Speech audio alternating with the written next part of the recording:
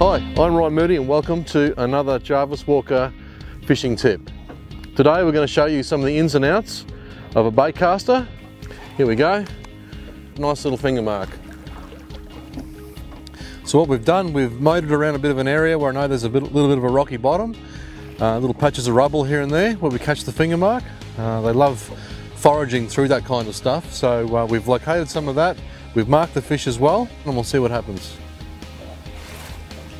We've dropped a live herring down on a dropper rig on a nice patch of rubble in Hinchinbrook Channel. We're using this new little water rat combo from Jarvis Walker. Nice little finger mark. What I've basically done is attached a dropper rig, that's or paternoster rig as it's known down south. That's where your bait comes off well above your sinker, and your sinker is your anchor point. And I've used the wide knot leader system, which is the Bimini Twist Double. It comes down to an Albright knot to the leader, and we're using a 40-pound Rovex leader material there, and 6/0 hook, the live herring, and we've come up with a beautiful little finger mark. If you've never used a baitcaster before, I'm just going to run through some of the basic functions. To cast the reel, first off it must be in free spool. This is your thumb bar here, and simply your thumb comes down on top of the thumb bar, push it down, and that free spools your line. That allows you to cast. On the side of the reel here is your cast control. Usually you can adjust that to around about the 5 or 6 mark, around about halfway, and then after some time you'll get used to it and you'll know exactly where you need it set. This is the spool tension knob, which is just the amount of line or the rate the line can run off the spool once it's in free spool. So sometimes it depends on the weight of the lure you're using or the weight of the bait. So once you press in your free spool lever, you will adjust that so that it just comes off without overrunning too fast. And when you release, cast your rod. When it goes back down on the water, thumb down really tight to make sure it doesn't get any overrun. As well as the thumb bar and the magnetic cast control, also the most other important part of a bait casting reel, like any reel, is the drag. That's your drag system there.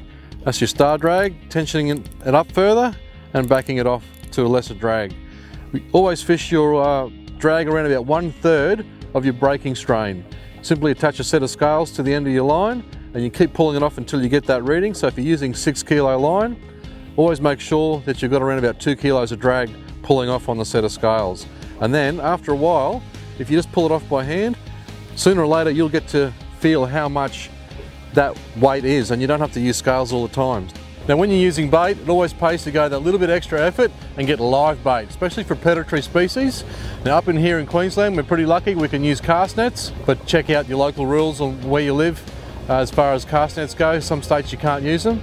We're chasing herring mostly today, so I've come up on this fringing dirty water line here, see if we can get a few mud herring. Okay, we've hooked up another good sized fish on this water rat outfit. Best thing about these little rods is they're tubular glass blanks, and you can knock them around a little bit. Another thing I've noticed with these rods, they've got the Lumo tip on them, which is great for fishing at night or in dark conditions. And when you do get that big fish on, always make sure you're ready to move. Some of these fish will dart around the boat real quick and try and get you around the electric motor, that sort of thing. And this one, she's on a one-way trip at the moment. I'm glad that drag's working well. She takes too much more line, we might have to go and chase her, I think. We've been going for about 10 minutes now. Just pump him up. Don't go too much further past 45 degrees. And then 1, 2, 3 winds down, and then try the same thing again. Don't ever lift that rod way back behind your head, because if you're ever going to break a rod, that's when you'll do it. Just got to be patient with these bigger fish. I thought we had a GT on, but we've actually got a beautiful black Jewfish, which is one of the bycatchers we get out here chasing finger mark. These are a stunning fish. No wonder he fought so hard.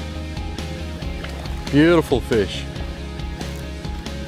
We'll get him in. It's amazing what this little outfit can catch. Awesome.